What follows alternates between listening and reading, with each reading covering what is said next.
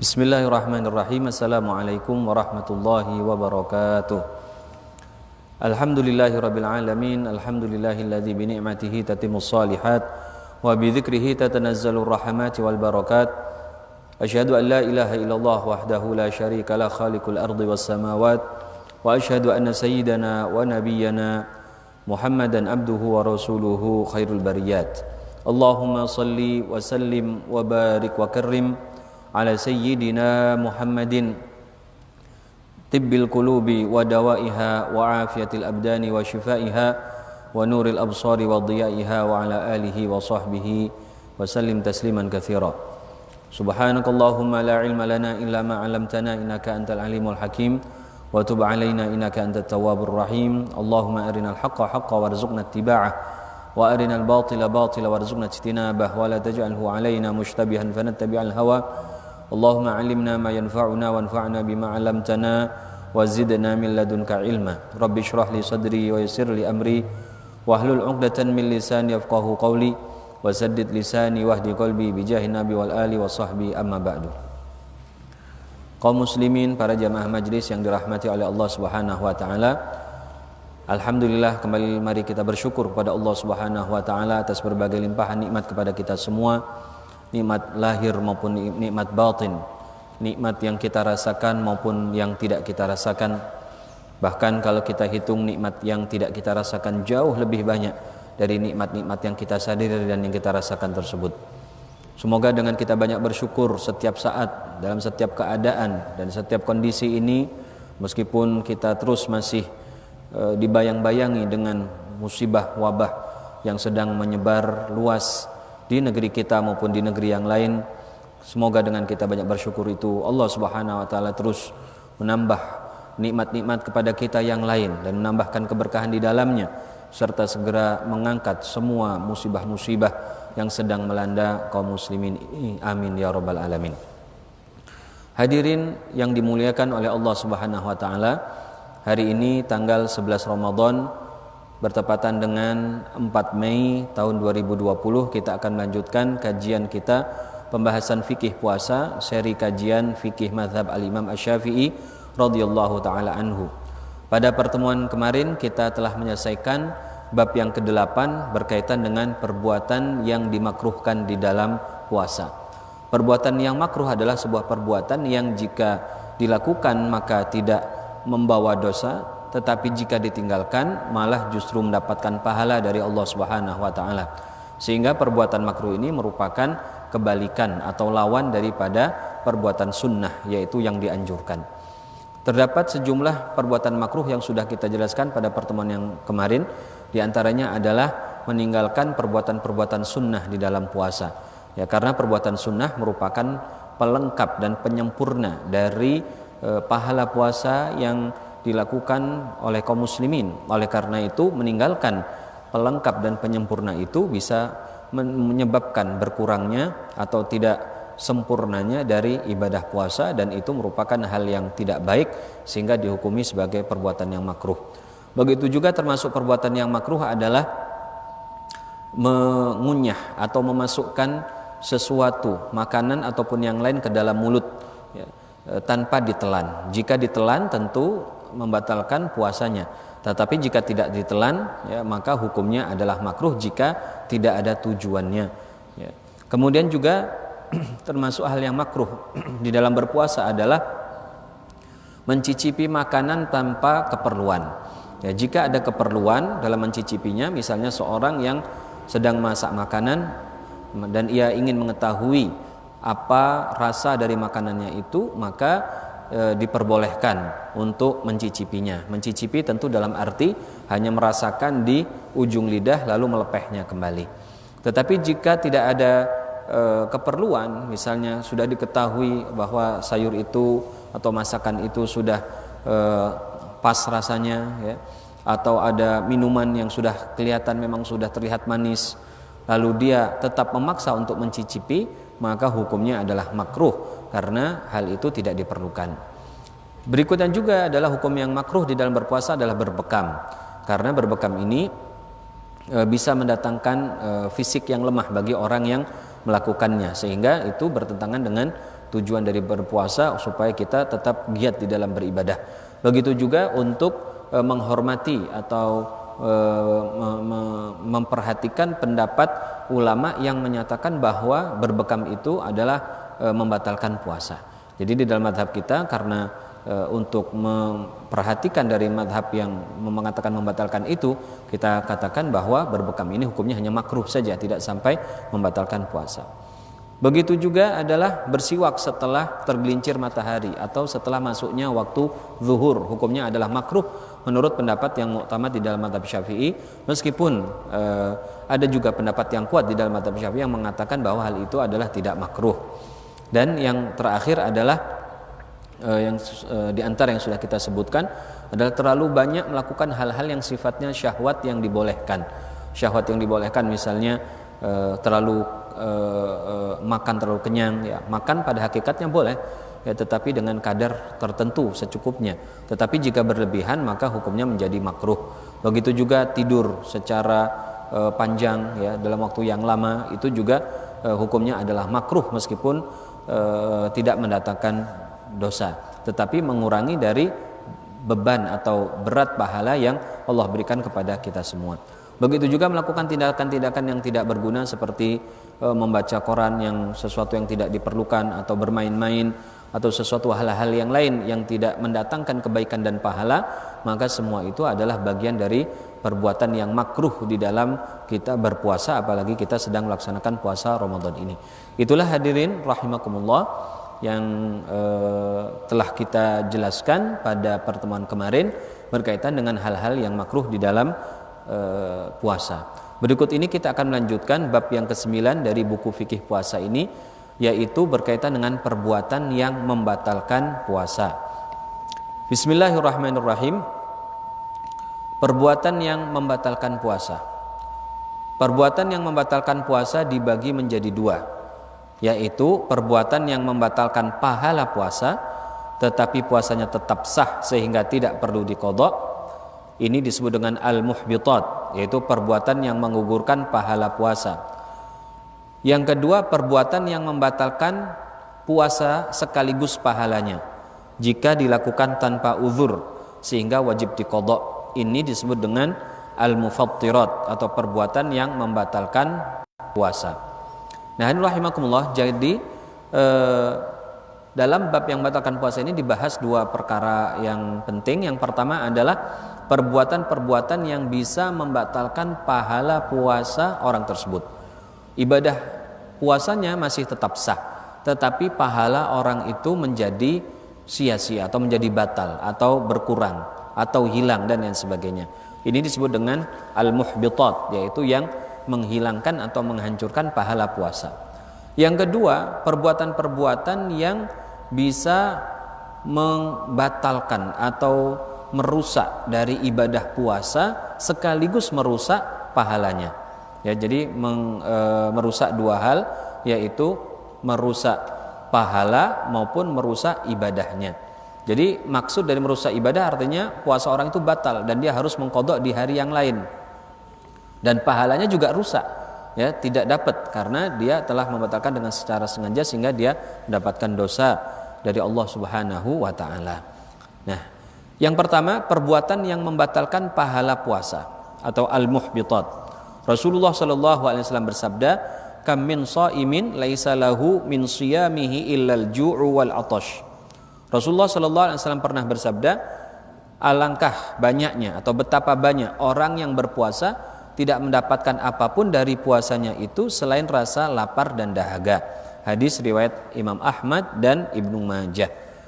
Perbuatan-perbuatan yang dapat menggugurkan pahala puasa adalah semua kemaksiatan kepada Allah, khususnya beberapa perkataan buruk berikut ini yang disebutkan oleh Rasulullah SAW. Khamsun yuftirna as-saima al-kadhibu wal ghibatu wan namimatu wan nadratu bisyahwati wal yaminul kadhibah. Ada 5 perbuatan yang membatalkan pahala orang yang berpuasa, yaitu dusta, menggunjing, adu domba, melihat dengan syahwat, dan sumpah palsu. Hadis riwayat Dailami. Jadi hadirin rahimakumullah, Rasulullah SAW telah mewanti-wanti kita, jika kita berpuasa maka hendaklah jangan sekedar menahan dari yang membatalkan ibadahnya saja, tetapi kita diminta untuk menjaga diri dari hal-hal yang sifatnya maksiat. Karena semua perbuatan maksiat apapun bentuknya adalah dapat menghilangkan pahala puasa yang kita dapatkan. Dan hilangnya pahala tersebut tentu sesuai dengan tingkat atau sesuai dengan derajat kemaksiatan yang dilakukan. Semakin besar kemaksiatan yang dilakukan, maka semakin besar pula pahala puasa yang akan hilang dari orang tersebut. Oleh karena itulah kita diminta dan diharuskan untuk berhati-hati dari perbuatan itu. Dalam hadis yang tadi sudah dibacakan, kam min shaimin laisa lahu min siyamihi ilal ju' wal atash. Banyak ternyata kata Nabi. Jadi Nabi sudah menyatakan banyak orang ternyata dari puasanya itu tidak mendapatkan apa-apa kecuali rasa haus dan dahaga belaka. Jadi pahalanya hilang. Dia puasanya masih sah. Dia tidak wajib qadha. Dia tidak wajib mengganti di hari yang lain. Tetapi ibadahnya pada hari itu, khususnya dari puasanya, tidak ada nilainya dari Allah SWT atau berkurang dari yang seharusnya ia dapatkan.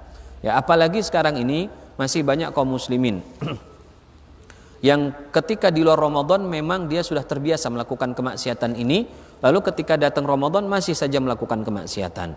Ya, di antaranya yang paling disayangkan dan masih saja terjadi adalah seperti seseorang yang berpuasa tetapi tidak menjalankan sholat 5 waktu. Ini adalah sebuah hal yang sangat ironis. Ya, melaksanakan puasa itu adalah kewajiban, melaksanakan sholat 5 waktu juga kewajiban. Maka dua-duanya harus kita kerjakan. Kalau seseorang sampai melaksanakan puasa tapi tidak sholat, maka sama saja dia menghabiskan semua pahalanya. Tentu pahala sholat itu jauh lebih tinggi atau lebih tinggi derajatnya ya daripada puasa. Memang meskipun keduanya berasal dari rukun iman, tetapi posisi sholat itu lebih tinggi daripada ibadah yang lain, sehingga dikatakan sebagai tiang agama dan sebagai pemisah antara yang kafir maupun yang muslim itu adalah sholat. Maka jika seseorang tidak sholat, sama saja dia membawa dosa yang besar, yang kemudian dosanya itu nanti akan menghilangkan dan mengurangi pahala dosanya. Begitu juga yang kadang-kadang masih terjadi. Kadang-kadang yang masih terjadi adalah ada seseorang yang berpuasa karena pekerjaannya ini adalah berdagang makanan. Nah, ketika dia hari-hari puasa, dia sebenarnya puasa. Ya, dia berpuasa, dia tidak makan makanan dari yang dia jual, tetapi dia tetap membuka lapaknya, membuka warungnya. Maka sama saja dia mengundang orang untuk bermaksiat di tempatnya, dan ini dosanya sangat besar sekali. Apalagi kalau yang datang atau yang makan di tempat warungnya itu adalah orang yang banyak, sehingga mereka semua tidak berpuasa di tempatnya, maka mungkin dosa yang dia bawa pada hari itu jauh lebih banyak dari pahala yang dia dapatkan dari puasanya. Maka yang seperti ini adalah sia-sia perbuatan orang tersebut. Begitu juga perbuatan yang lain, maksiat apapun, maka tentu harus kita hindari dengan semaksimal mungkin. Saat ini ketika di bulan Ramadan, Allah menyediakan berbagai fasilitas, menyiapkan berbagai keadaan membantu kita untuk mengurangi kemaksiatan itu. Jangan sampai di bulan Ramadan ini ketika Allah SWT memberikan kita kesempatan yang luar biasa untuk beribadah, malah kita menyia-nyiakannya. Kalau kita tidak melatih diri untuk menghindari maksiat pada bulan Ramadan, lalu kapan lagi? Kapan lagi kita bisa meninggalkan maksiat tersebut? Jangan pernah kita punya pikiran nanti akan bertaubat kalau sudah tua, atau sudah nanti pekerjaannya sudah mapan. Ya, kalau memang nanti kita bisa bertaubat. Ya. Bagaimana kalau misalnya ketika sudah tua ternyata ketika kita sudah tua kita tidak bisa bertaubat? Dan itu kejadian seperti itu sangat banyak. Karena yang namanya maksiat itu tidak mungkin bisa dihentikan begitu saja langsung. Ya, ketika kita bertaubat langsung berhenti semuanya, itu tidak mungkin. Harus ada pentahapan, harus ada selang waktu yang kita untuk melatih diri kita menghilangkan kemaksiatan dosa besar tersebut. Lagi pula siapa yang bisa menjamin bahwa kita akan hidup sampai tua, kemudian kita bisa bertaubat, ya, atau kita ada yang bisa menjamin bahwa kita bekerja ini nanti akan mendapatkan kemakmuran sehingga kita baru akan bertaubat? Tidak ada yang bisa menjamin. Bisa saat ini orang bisa meninggal dalam keadaan apapun, apalagi waliyadzubillah saat ini kita sedang dalam posisi keadaan wabah, penyakit yang sangat menyebar mengerikan, tua muda semuanya bisa mati kapanpun, dimanapun, ya, tanpa sebab mendadak meninggal karena dia tidak merasa terkena penularan dari virus corona tersebut. Oleh karena itu, hadirin rahimakumullah, marilah kita manfaatkan momen Ramadan ini benar-benar kita berikan waktu kita kepada Allah Subhanahu wa taala. Kita harus selalu ingat bahwa kehidupan kita tidak terbatas di dunia ini. Kita akan melanjutkan di kehidupan yang lebih baik lagi, yang lebih lama lagi dan abadi, yaitu kehidupan akhirat yang sangat membutuhkan daripada amal kita. Sudah cukuplah dari apa dunia ini. Apa artinya dunia yang banyak nilainya, sementara kalau kita nanti akan menjadi susah di akhirat. Lebih mengerikan lagi, apalah guna dunia ini kalau kita hidup di dunia sengsara, lalu kita di akhirat pun menjadi sengsara, dan itu ada sebuah kerugian yang sungguh luar biasa. Na'udzubillah min dzalik.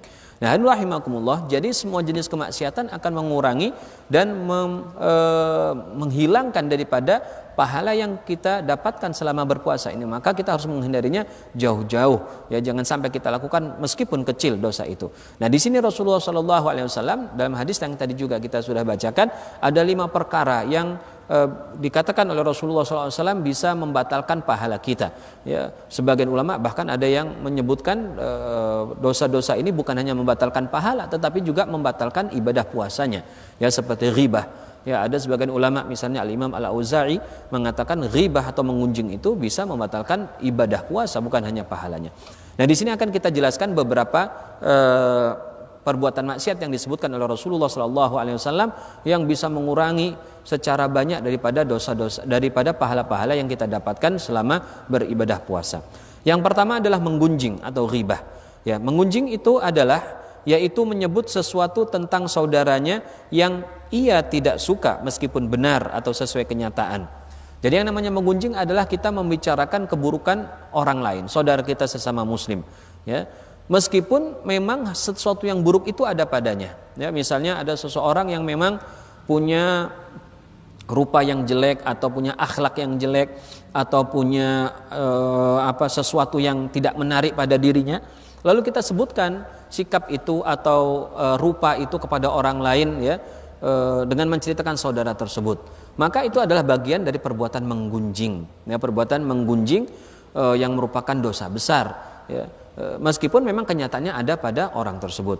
Nah, Rasulullah SAW dalam sebuah hadis menyatakan, ya, as-shaimu fi ibadatin fi min hini yusbihu ila hini yumsi ma lam yaghtab fa idza ghtaba kharaqa shaumuhu. Orang yang berpuasa itu selalu dalam keadaan beribadah dari pagi sampai sore selama ia tidak menggunjing. Apabila ia telah menggunjing, maka puasanya akan robek. Hadis riwayat Dailami. Nah, inilah maka kita harus berhati-hati. Tinggalkan mengunjing itu, ya, meskipun sebagian kita ada yang memang lisannya ini sangat mudah mengeluarkan kalimat-kalimat yang buruk kepada saudaranya, maka itu hanya akan merusak dirinya. Saudaranya tidak tahu apa-apa, tiba-tiba dia mendapatkan pahala saja dari keburukan orang yang menggunjingnya itu, ya, karena orang yang menzalimi orang lain, maka nanti pada hari kiamat dia harus membayar kezalimannya itu dengan pahalanya. Atau jika ia tidak memiliki pahala, maka ia akan wajib menanggung dosa-dosa dari orang yang terzalimi tersebut. Yang kedua yang disebutkan oleh Rasulullah SAW yang juga bisa merusak pahala puasa adalah adu domba atau namimah, yaitu menyebarkan perkataan dengan tujuan menyulut perpecahan antara dua orang, ya, atau antara dua kelompok, ya. Misalnya dalam bahasa kita memprovokasi, atau memanas-manasi dan lain sebagainya. Semua tindakan yang bisa menyebabkan seseorang menjadi bermusuhan, menjadi saling membenci, saling berprasangka buruk, itu adalah perbuatan namimah dan merupakan salah satu dosa.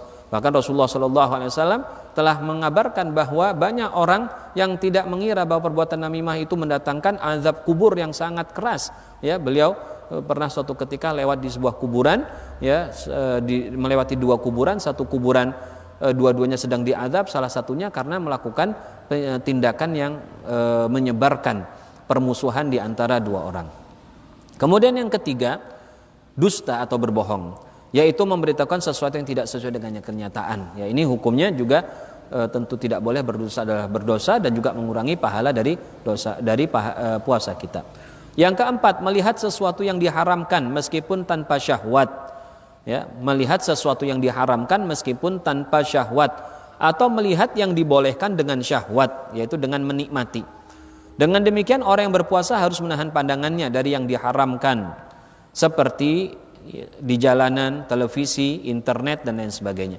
Jadi hadirin rahimakumullah, syariat kita ini mengharamkan seseorang untuk melihat kepada yang diharamkan. Sesuatu yang diharamkan itu setidaknya ada dua hal. Yang pertama, sesuatu itu memang secara zatnya atau secara wujudnya tidak boleh dilihat, yaitu aurat orang lain. Ya, aurat orang lain tidak boleh dilihat meskipun sesama jenis. Laki-laki tidak boleh melihat aurat laki-laki dan perempuan juga tidak boleh melihat aurat perempuan. Melihat aurat meskipun dari sesuatu yang tidak mendatangkan syahwat, misalnya melihat aurat yang mungkin sesuatu yang sudah tidak menarik lagi untuk dilihat, misalnya wanita tua atau sesuatu yang jelek dan lain sebagainya, maka meskipun hal itu tidak mendatangkan syahwat, tetap hukumnya adalah berdosa, termasuk pandangan yang diharamkan. Atau jika seseorang melihat sesuatu yang hakikatnya bukan aurat, ya, tetapi jika dipandang bisa menimbulkan syahwat, maka hal itu juga dilarang. Misal seorang memandang foto pada hakikatnya bukan aurat karena itu adalah gambar atau wujud benda biasa, tetapi jika dilihat kemudian bisa mendatangkan aurat, ya, atau bisa menaikkan daripada syahwat yang ada pada dirinya, maka hukumnya juga adalah berdosa, tidak boleh melihat. Atau patung atau apapun yang jika mendatangkan syahwat maka tidak boleh dilihat. Bahkan sesuatu yang mungkin secara umum tidak memberikan syahwat, ya, disebutkan oleh sebagian ulama, kalau ada seseorang misalnya melihat tiang, lalu tiang itu bisa menyebabkannya dia bersyahwat, maka tidak boleh melihat tiang itu. Karena apa? Meskipun tiang itu hakikatnya bukan sesuatu yang umumnya mendatangkan syahwat, jika ternyata pada diri sebagian orang bisa mendatangkan syahwat, maka hukumnya adalah menjadi haram untuk melihatnya. Berikutnya rahimakumullah, yang kelima dari perbuatan yang mengurangi pahala puasa adalah sumpah palsu. Dan sumpah palsu ini adalah memberikan pernyataan yang dikuatkan dengan sumpah, yaitu dengan nama Allah, tetapi isiannya adalah kedustaan. Hukumnya adalah dosa besar karena sama saja dia mempermainkan nama dan keagungan Allah Subhanahu wa taala. Yang keenam, perkataan dan perbuatan buruk dan nista. Dalam hadis Rasulullah SAW bersabda, "Man lam yada' qaulaz zuri wal amala bihi falaysa lillahi hajatun fin ayyada'a ta'amahu wa syarabahu." Malam yada', barang siapa yang tidak meninggalkan qaulaz zuri, ucapan-ucapan yang nista, yang buruk, wal amala bihi, dan melakukan perbuatan yang buruk dan nista itu, falaisa lillahi hajatun, maka Allah tidaklah memerlukan fi an yada'a ta'amahu wa syarabahu. Allah tidak memerlukan tindakan orang itu atau perbuatan orang itu yang telah meninggalkan makanan maupun minumannya, maksudnya berpuasa. Jadi orang yang melakukan atau yang mengatakan kalimat-kalimat yang buruk, kalimat-kalimat yang berisi kenistaan, maka Allah Subhanahu wa taala tidak akan memperdulikan puasa orang tersebut. Puasanya dianggap tidak ada karena tidak berguna. Karena apa? Seperti yang sudah ditekankan di awal, bahwa puasa ini adalah hanya untuk Allah Subhanahu wa taala. Maka kita harus benar-benar melakukannya dengan sebaik mungkin, semurni mungkin. Jangan sampai ada sesuatu yang buruk yang kita berikan kepada Allah Subhanahu wa taala. Hadirin rahimakumullah, itulah beberapa hal yang berkaitan dengan hal-hal yang atau perkara-perkara yang membatalkan pahala puasa kita. Ya, orang tersebut puasanya atau ibadahnya tetap sah, tidak wajib mengqadha, kewajibannya sudah gugur, ya, tetapi tidak ada pahala atau sedikit pahalanya atau berkurang pahalanya dari yang seharusnya atas puasa yang dia lakukan pada hari itu. Semoga Allah Subhanahu wa taala memudahkan kita untuk menghindari dari kemaksiatan-kemaksiatan apapun bentuknya, apalagi kemaksiatan yang tadi setelah disebutkan. Berikutnya, bagian yang kedua dari yang membatalkan puasa, yaitu perbuatan-perbuatan atau perkara-perkara yang membatalkan ibadah puasa serta pahalanya sekaligus. Nah, inilah yang biasa dikenal di kalangan kaum muslimin secara umum dengan perbuatan yang membatalkan puasa. Jadi perbuatan ini harus kita hindari untuk menjaga puasa kita menjadi tetap sah, sehingga kita terus mendapatkan pahala dari puasa kita tersebut. Apa saja yang membatalkan ibadah maupun pahala puasa kita? Perbuatan yang membatalkan ibadah puasa berjumlah 8, yaitu. Jadi dalam mazhab kita, mazhab Syafi'i ini, yang membatalkan puasa itu ada 8 perkara. Ya, kurang lebih ada 8 perkara. Ya, sebenarnya nanti turunannya atau cabang-cabangnya sangat banyak, tetapi pokoknya adalah berasal dari 8 perbuatan atau 8 perkara tersebut. Yang pertama adalah murtad. Ya, ini akan saya bacakan dulu secara global, nanti akan saya jelaskan secara terperinci. Jadi 8 perkara yang membatalkan puasa itu, pertama adalah murtad atau keluar dari Islam. Yang kedua, gila atau hilang kesadaran, hilang kewarasan dari seseorang. Yang ketiga adalah haid dan nifas. Tentu ini khusus untuk perempuan. Yang keempat adalah pingsan atau mabuk. Yang kelima, berhubungan badan, ya, bercampur seperti layaknya suami istri.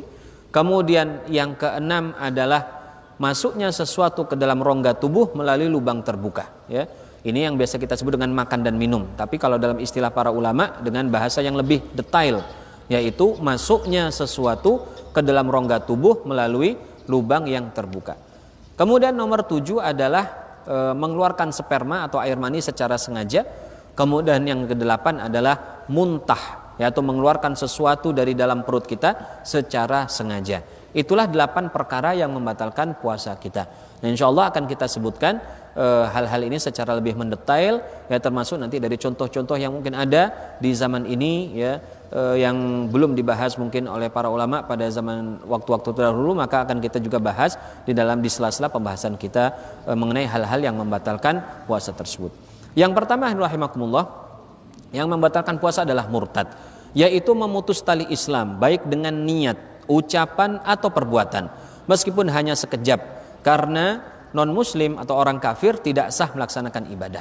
Jadi kalau ada seorang muslim yang murtad meskipun hanya sekejap, meskipun hanya 1 detik, maka batal puasa orang tersebut, dan meskipun ia kemudian masuk Islam kembali, maka sudah tidak bisa melanjutkan puasanya itu.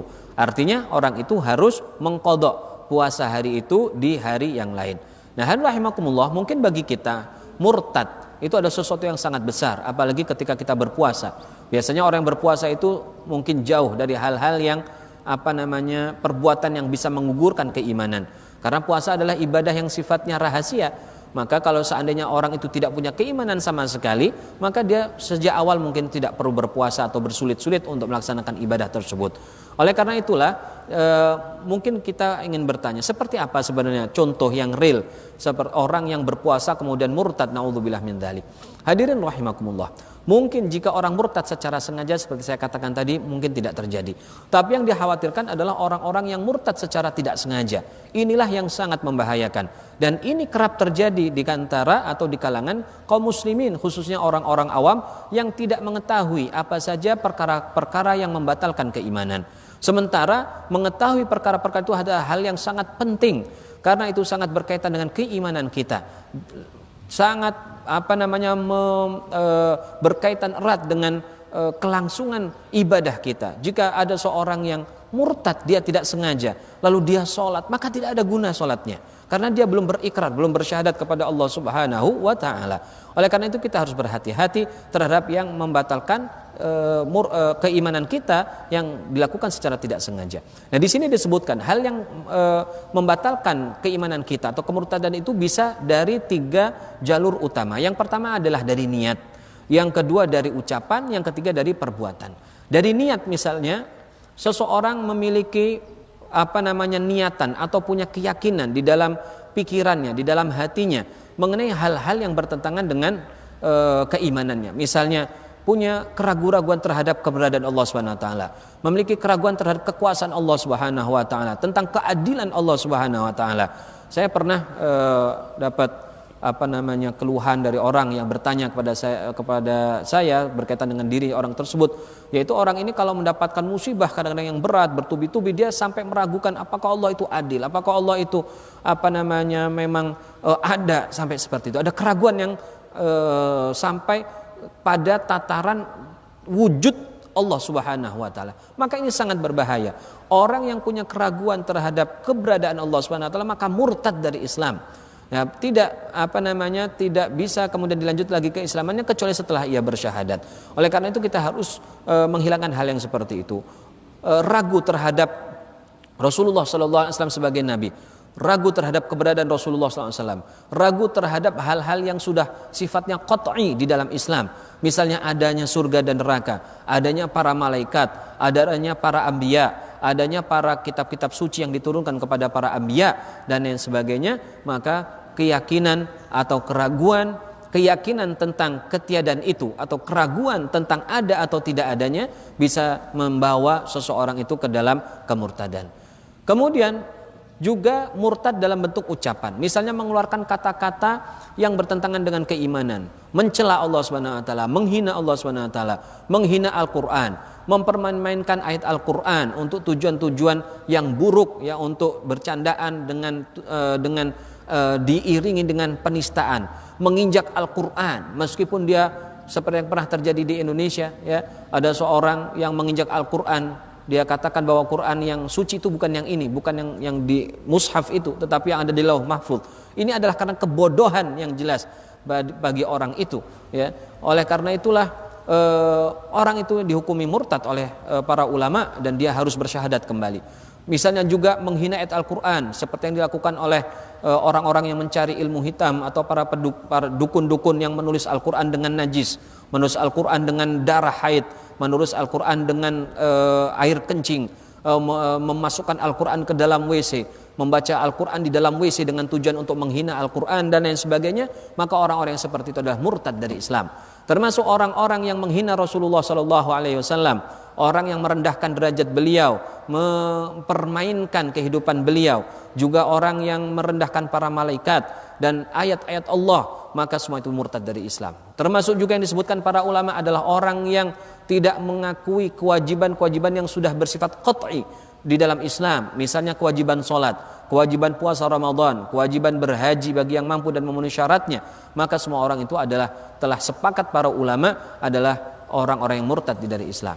Begitu juga rahimakumullah, seseorang bisa murtad dari perbuatannya dengan tindakannya dia murtad. Misalnya tadi saya gambarkan menginjak Al-Qur'an, ya, atau dia menggambar Allah Subhanahu wa taala dengan penuh penghinaan atau menggambar Rasulullah dengan wajah-wajah yang buruk dengan tujuan menghina, maka jika yang melakukan itu adalah muslim, maka dia telah murtad dari Islam. Nah, hadirin rahimakumullah, ada yang seperti ini kita harus hati-hati. Ya, ini berkaitan dengan masalah akidah yang sangat sensitif hukumnya di dalam Islam. Kita tidak boleh begitu saja menyepelekannya. Seperti yang terjadi, ada sebagian orang-orang yang mengaku sebagai intelek, ya, orang-orang terpelajar, kemudian mengatakan bahwa syariat Islam ini adalah syariat yang sudah tidak lagi memiliki kemaslahatan atau tidak relevan lagi di zaman yang modern ini, sehingga dia kemudian ingin merubah hukum-hukum itu, seperti melegalkan, mencoba untuk mencari celah bagaimana supaya perzinahan itu dilegalkan, atau mencari celah bagaimana sholat wajib itu tidak diwajibkan secara mutlak seperti yang ada, tetapi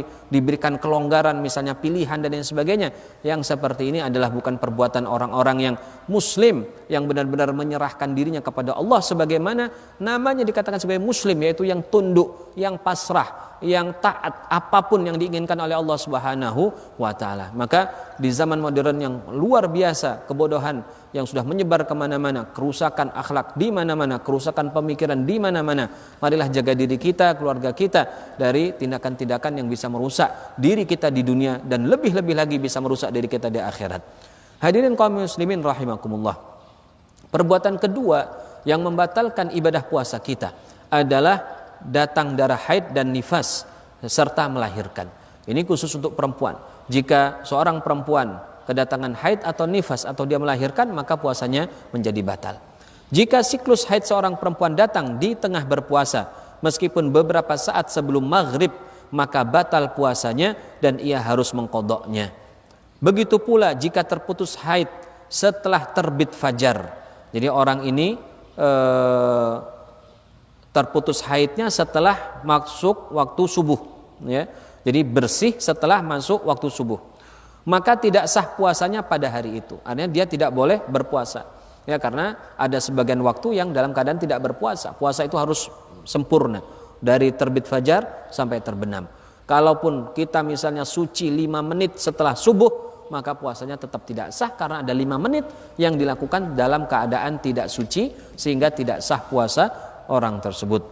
Perempuan tersebut juga wajib mengqadha puasanya dan dianjurkan baginya menjauhi perbuatan yang membatalkan puasa seperti makan dan minum hingga terbenam matahari. Nah, rahimakumullah, di sini perlu dijelaskan dan jangan sampai salah faham bahwa seorang perempuan haid maka dia wajib untuk mengqadha puasanya. Ya, berapapun hari yang ia tinggalkan selama dia berpuasa itu. Jika misalnya seorang perempuan memiliki siklus bulanan dalam haidnya misalnya 7 hari yang normal demikian, maka dia wajib mengqadha'nya 7 hari itu pada hari-hari lain setelah Ramadan. Ya, meskipun katakanlah seperti contoh di sini tadi, haidnya itu sudah bersih ketika memasuki waktu subuh. Ya, maka tetap hari itu juga dia tidak boleh berpuasa dan wajib mengqadha'nya pada hari yang lain. Nah, berbeda dengan sholat, adapun sholat maka seorang perempuan tidak perlu mengqadha' atau membayar atau mengganti sholat-sholat yang ia tinggalkan selama dia haid. Karena apa? Karena menurut para ulama sholat itu jika dilakukan atau wajib diqadha maka akan memberatkan. Karena apa? Karena terjadi setiap bulan. Haid itu datang setiap bulan. Berbeda dengan puasa Ramadan maka hanya setahun sekali. Hal itu juga berdasarkan tentu perintah dari Rasulullah SAW sebagaimana yang diceritakan oleh Sayyidatuna Aisyah. Ya, beliau mengatakan kunna nu'maru biqadha'is shiyam wala nu'maru biqadha'is shalah. Kami kaum perempuan maksudnya diperintahkan untuk mengqadha' puasa tetapi tidak diperintahkan untuk mengqadha' salat. Hal ini berdasarkan perkataan Nabi SAW ketika menjelaskan maksud kekurangan agama bagi seorang perempuan. Beliau bersabda, "Alaisa idza hadat lam tusalli wa lam tasum?" Qulna bala, qala fadzalika min nuqsani diniha. Jadi haid dan nifas ini membatalkan puasa atau tidak sah seseorang berpuasa dalam keadaan itu berdasarkan sabda Rasulullah SAW, "Alaisa idza hadat lam tusalli wa lam tasum." Beliau mengatakan, bukankah perempuan itu kalau sedang haid maka dia tidak berpuasa dan tidak sholat. Nah, ini berarti pernyataan ini menunjukkan bahwa orang yang haid dan nifas itu adalah tidak melaksanakan puasa dan tidak melaksanakan sholat. Kalau ada yang mengatakan di dalam hadis itu hanya disebutkan tentang haid saja, sementara nifas tidak dimasukkan, maka kita jawab adalah bahwa nifas itu hukumnya disamakan dengan hukum haid atau dikiaskan permasalahan nifas kepada masalah haid dalam semua perkara. Umumnya disamakan antara nifas dengan haid sehingga juga masuk ke dalam keumuman atau masuk ke dalam makna di dalam hadis ini. Hadirin rahimakumullah, yang ketiga, perkara atau perbuatan yang ketiga yang membatalkan puasa seseorang adalah gila, yaitu kehilangan kesadaran, ya, kehilangan kewarasannya. Meskipun sekejap, karena hilangnya akal menggugurkan kewajiban syariat. Ya, dalam hukum syariat apapun, baik puasa, sholat, kemudian haji dan lain sebagainya, maka gila ini merupakan syarat utama. Seseorang yang dalam keadaan gila maka dia tidak sah ibadahnya. Dan jika dia dalam suatu ibadah kemudian tiba-tiba di tengah ibadah itu dia gila, maka sholatnya atau ibadahnya itu atau puasanya atau apapun dari ibadahnya itu menjadi batal juga. Ya, kecuali dalam masalah zakat yang akan kita bahas nanti setelah pembahasan puasa ini, orang yang gila itu tetap wajib membayar zakat, tetapi yang membayar zakat adalah walinya, bukan orang yang gila tersebut. Kemudian rahimakumullah, yang keempat yang membatalkan puasa kita juga adalah pingsan dan mabuk, ya. Yang dimaksud dengan mabuk di sini tentu adalah orang yang meminum minuman keras, bukan mabuk seperti dalam mungkin makna bahasa kita, yaitu orang yang mabuk kendaraan atau orang yang pusing dan lain sebagainya, bukan itu. Tetapi maksudnya adalah orang yang mabuk karena otaknya atau pikirannya hilang kesadaran karena minuman keras. Nah, keduanya atau pingsan dan mabuk itu membatalkan puasa jika meliputi seluruh siang, yaitu hari puasa. Adapun jika dia sadar meskipun sebentar, maka puasanya sah. Jadi mabuk menurut pendapat yang kuat di dalam mazhab Syafi'i, mabuk maupun pingsan jika masa tidak sadarnya itu mencakup semua siang atau semua waktu puasa dari terbit fajar sampai dengan terbenam matahari, maka puasa orang itu tidak sah. Ya, maka puasa orang tersebut tidak sah. Tetapi jika orang yang pingsan atau mabuk tersebut sempat sadar meskipun hanya sebentar di tengah-tengah siang, di tengah-tengah puasa itu, maka puasanya menjadi tetap sah, ya, menjadi puasanya tetap sah. Ya, misalnya ya ada orang kecapean karena bekerja, kecapean karena melakukan aktivitas tertentu, lalu dia pingsan, maka puasanya itu dilihat. Kalau memang pingsannya itu tidak meliputi dari subuh sampai malam, maka puasanya tetap sah ya selama dia kemudian sadar kembali. Sebagian ulama Syafi'iyah berpendapat jika orang itu sengaja pingsan, maksudnya sengaja membuat dirinya pingsan. Ya misalnya ya dengan acara apalah, misalnya dengan menghirup bau-bauan tertentu yang bisa membuat pingsan ya. Atau mabuk ya, sama juga misalnya menghirup sesuatu sampai mabuk, meskipun sebentar maka puasanya batal. Ya, maka puasanya batal ya. Kalau dilakukan secara sengaja. Ini bisa kita contohkan juga misalnya begini. Ya, kalau tadi kan saya contohkan menghirup sesuatu ya. Misalnya ada suatu materi, zat yang kalau dicium membuat orang itu langsung hilang kesadaran. Ya, terbius ya, termasuk seperti itu. Ya, dibius dengan dengan sesuatu misalnya bau-bauan.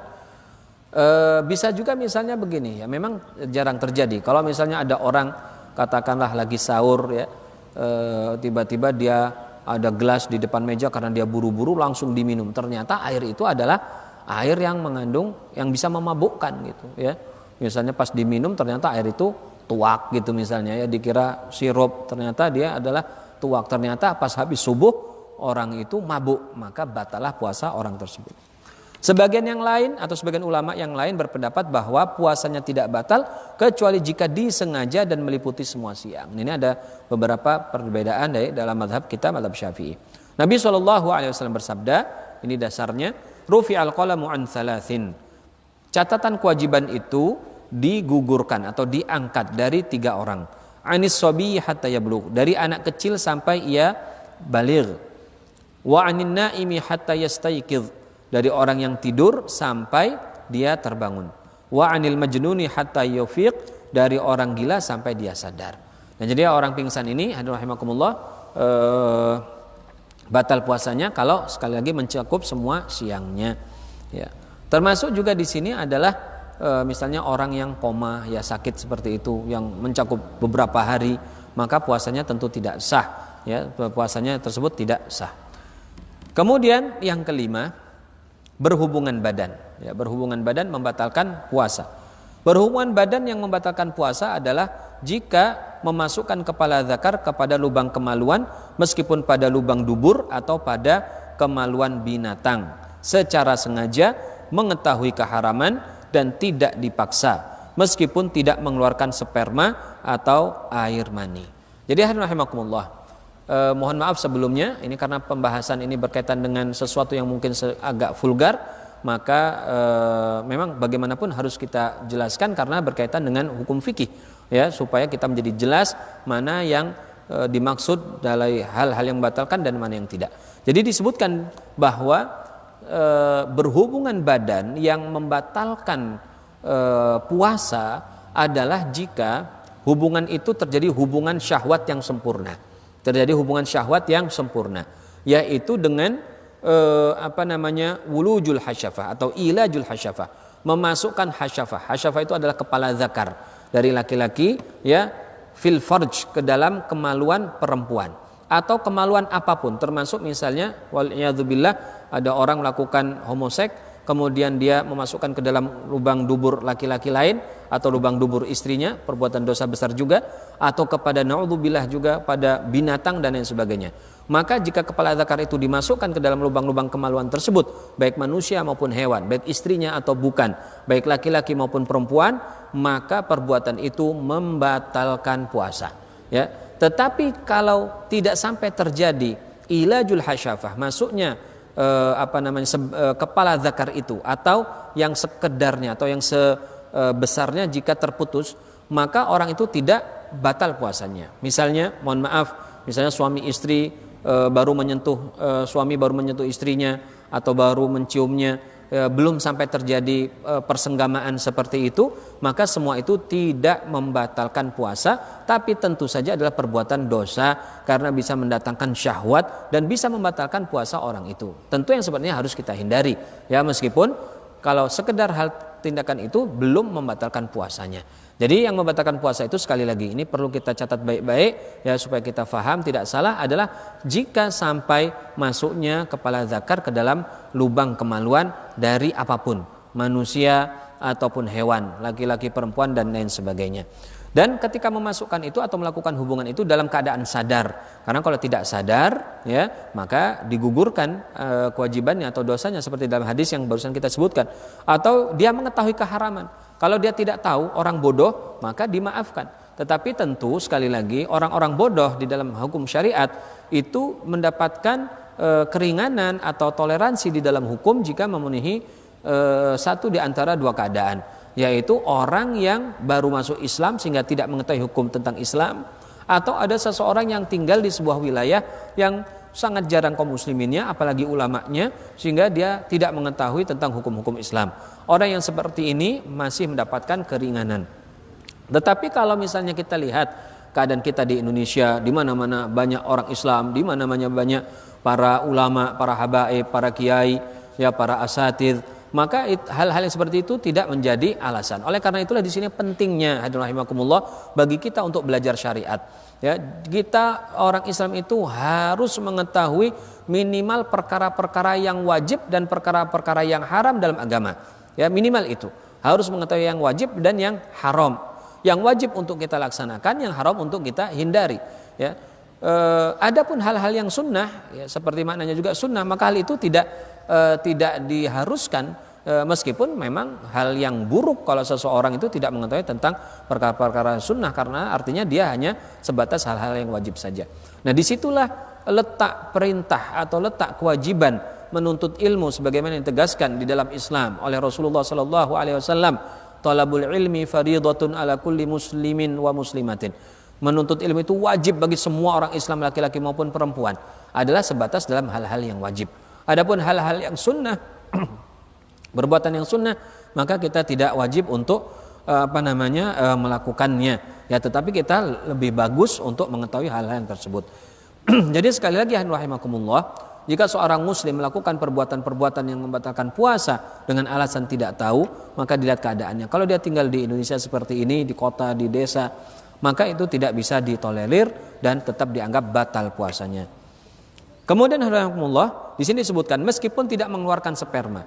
Jadi kalau terjadi persenggamaan, meskipun tidak terjadi inzal atau keluarnya sperma atau ejakulasi, maka puasa orang itu tetap batal.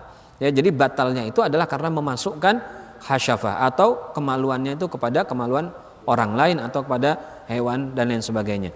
Jadi bukan karena mengeluarkan sperma. Meskipun nanti akan kita bahas, mengeluarkan sperma merupakan pembatal yang juga berdiri sendiri jika memenuhi syarat-syaratnya. Hal ini berdasarkan firman Allah Subhanahu wa taala, yaitu tentang batalnya puasa dengan berhubungan badan. Uhilla lakum lailatas shiyamir rafathu ila nisaikum. Dihalalkan bagi kalian untuk ar-rafath, ya, berhubungan dengan istri kalian pada malam-malam Ramadan. Jadi kalau malam Ramadan kita dibolehkan. Artinya apa? Kalau di siang Ramadan maka hukumnya adalah haram, ya, hukumnya tidak boleh. Jika hubungan badan ini terjadi dalam keadaan puasa Ramadan, puasa di bulan Ramadan, maka mengakibatkan 5 hal. Jadi rahimakumullah, berhubungan badan ini tentu sifatnya umum, membatalkan puasa apapun, baik sunnah maupun wajib. Ya, tetapi jika berhubungan badan ini terjadi dalam keadaan berpuasa di siang hari bulan Ramadan, maka implikasinya berbeda. Ya, sebabnya juga menjadi berbeda. Apa saja yang membedakan?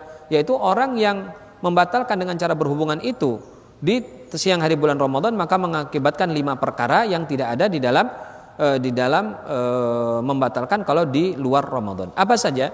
Yang pertama adalah mendapatkan dosa besar. Dia mendapatkan dosa besar karena membatalkan puasanya secara sadar, tahu, tidak dipaksa, ya, sehingga dia mendapatkan dosa besar. Karena membatalkan ibadah wajib, ya, membatalkan ibadah wajib adalah dosa besar, ya, adalah dosa besar.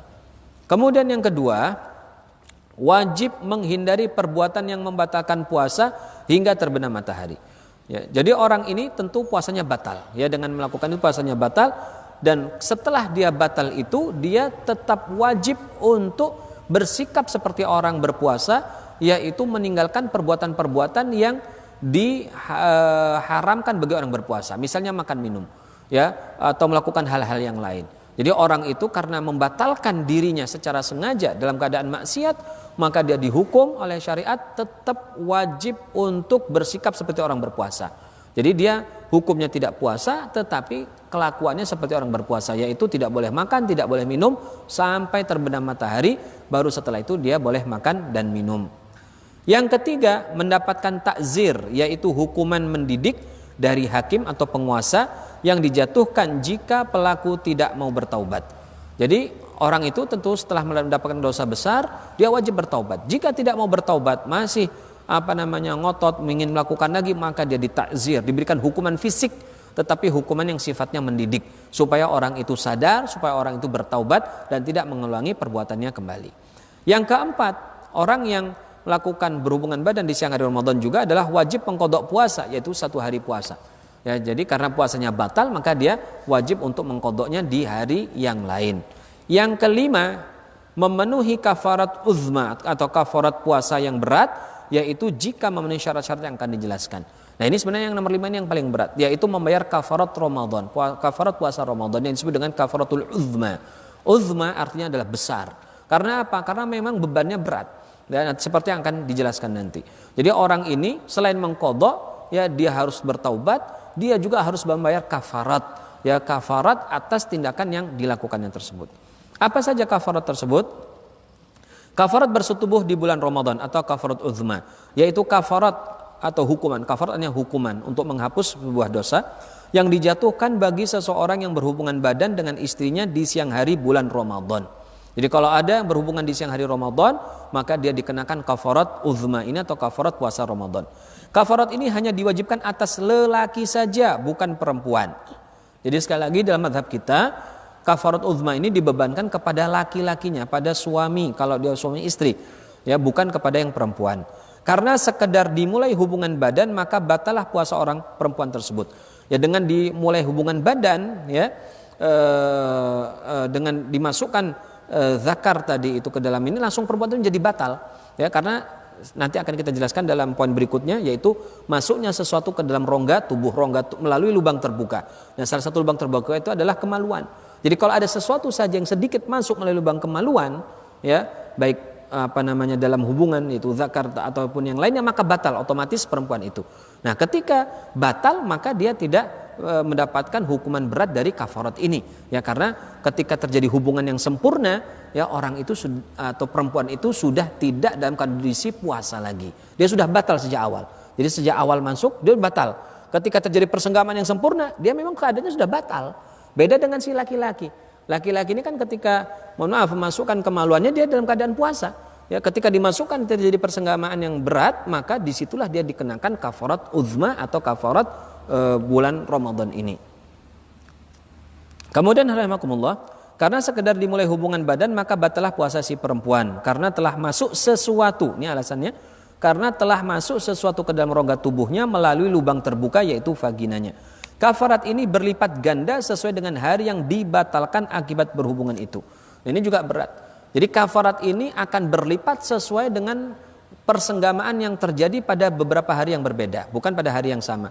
Jadi kalau ada orang misalnya bercampur atau melakukan tindakan berhubungan badan itu, 1 hari puasa itu dilakukan lebih dari sekali, maka tetap kewajibannya 1 kafarat. Tapi kalau dia melakukannya berulang-ulang dalam beberapa hari, maka kafarat itu berlipat sesuai dengan jumlah hari yang dibatalkan dengan perbuatan persenggamaan tersebut. Sehingga jika seorang membatalkan puasa itu 2 hari misalnya, maka ia harus melaksanakan 2 kafarat. Dalil kewajiban kafarat ini adalah hadis yang diriwayatkan dari Abu Hurairah radhiyallahu taala anhu, ia berkata. Jadi ada nanti disebutkan di sini, di zaman Nabi SAW pernah terjadi kasus yang serupa, dan itulah yang kemudian dijadikan dasar oleh para ulama tentang kafarat uzma ini. Apa kisahnya? Di sini cukup panjang, mari kita dengarkan.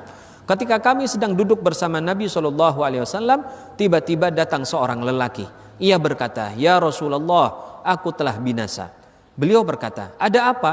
Lelaki itu menjawab, "Aku mencampuri istri dalam keadaan puasa."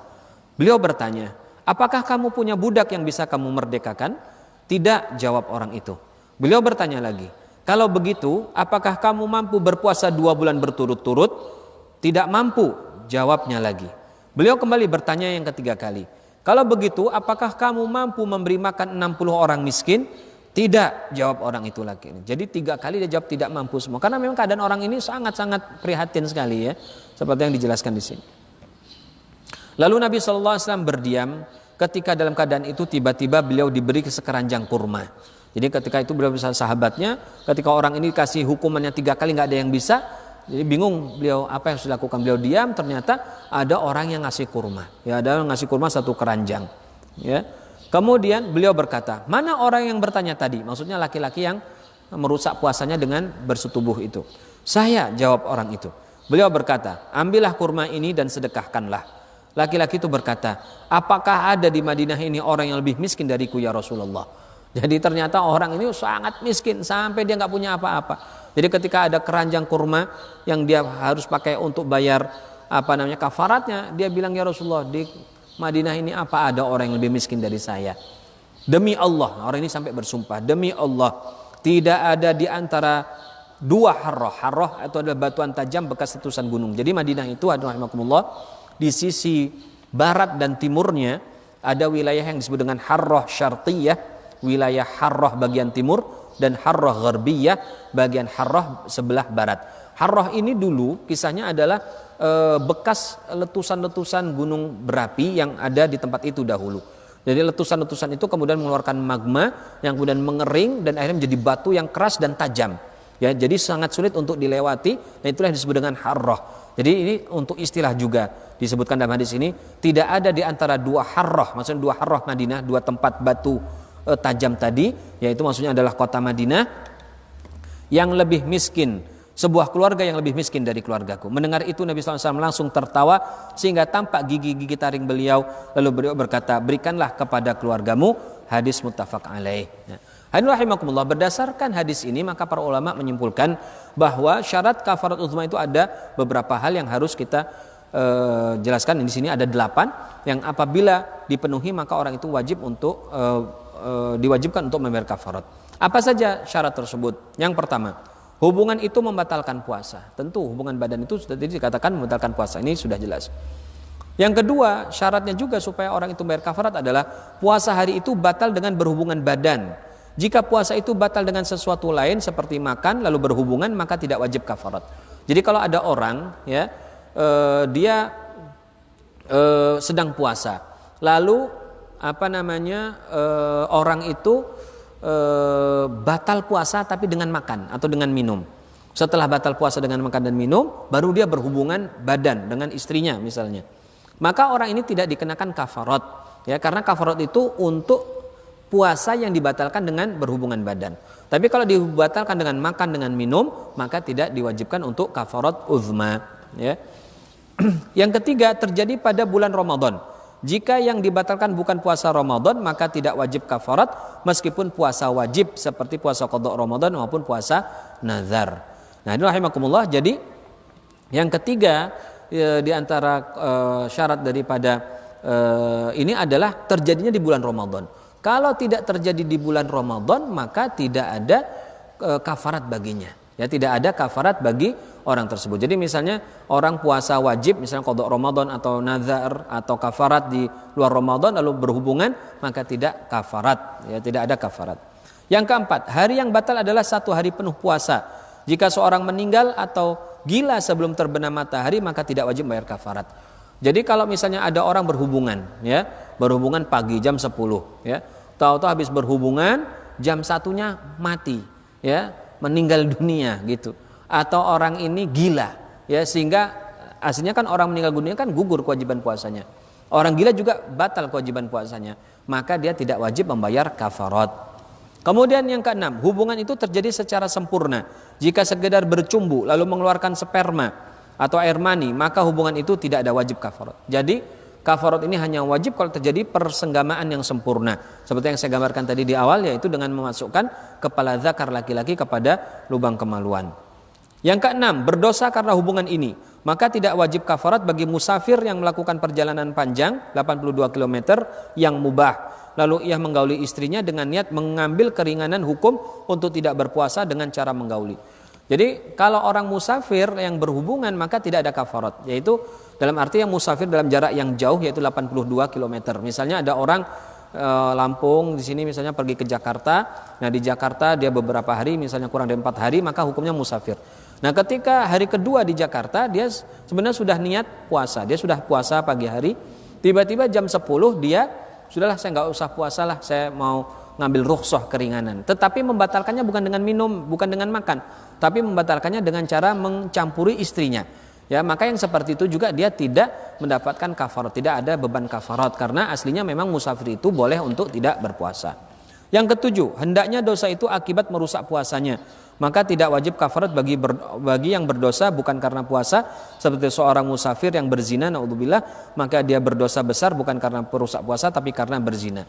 Ya, jadi juga ini adalah merusaknya adalah karena merusak puasa. Dosanya karena merusak puasa bukan karena perbuatan lain seperti berzina. Yang kedelapan, tidak terdapat syubhat atau kesalahan atau ketidaktahuan yang meringankan hukuman. Maka tidak ada kafarat bagi orang yang menggauli istrinya misalnya karena mengira hari masih malam. Ya, jadi dalam kafarat ini digugurkan dari sesuatu yang mengandung syubhat. Ya, syubhat itu sesuatu yang bisa mengugurkan sebuah hukuman yang berat. Ya, misalnya ketidaktahuan dan lain sebagainya, maka bisa digugurkan. Nah, rahimakumullah, karena waktu kita yang sudah mendekati, di sini saya singkat saja, tidak perlu saya baca ya sebagai penutup juga. Jadi bentuk dan tata cara laksana kafarat ini adalah kafarat itu 3 hal secara bertingkat. Yang pertama adalah harus memerdekakan budak, ya, budak hamba sahaya muslim yang dia merdekakan, ya, memerdekakan budak. Ya, tidak harus muslim budaknya, yang penting dia merdekakan budak. Tapi di zaman sekarang tidak ada tentu saja perbudakan, maka kita langsung masuk ke bagian yang kedua, yaitu puasa 2 bulan berturut-turut. Jadi kalau tidak ada budak dia harus berpuasa 2 bulan, 60 hari, tidak boleh putus. Kalau putus meskipun dengan uzur, misalnya sakit, musafir segala macam, maka batal berturut-turutnya itu. Ya, jadi harus menyambung, ya, harus menyambung. Jadi tidak bisa dibatalkan sama sekali. Kemudian yang kalau dia tidak bisa melakukan puasa 2 bulan berturut-turut, maka dia harus memberi makan 60 fakir miskin. Ya, 1 fakir miskin dengan 1 mud. 1 mud itu kurang lebih beratnya adalah 510 gram. Dari makanan pokok dalam hal ini kita adalah beras. Ya, jadi itulah 3 tingkatan daripada kafarat ini, ya, yang insyaallah akan lebih terperincinya akan kita bahas pada pertemuan yang akan datang. Dan karena waktunya sekarang sudah selesai, rahimakumullah, ini sebenarnya ada 3 pertanyaan yang insyaallah akan saya jawab pada pertemuan yang akan datang. Demikian rahimakumullah kajian kita pada sore hari ini. Semoga apa yang dijelaskan bisa bermanfaat bagi kita semua. Dan semoga Allah Subhanahu wa taala menjaga kita dari kemaksiatan apapun bentuknya selama Ramadan, dan juga kita dijauhkan dari hal-hal yang membatalkan puasa kita. Dan semoga Allah Subhanahu wa taala segera mengangkat semua musibah yang sedang melanda kita semua. Bismillahirrahmanirrahim. Alhamdulillahirabbil alamin.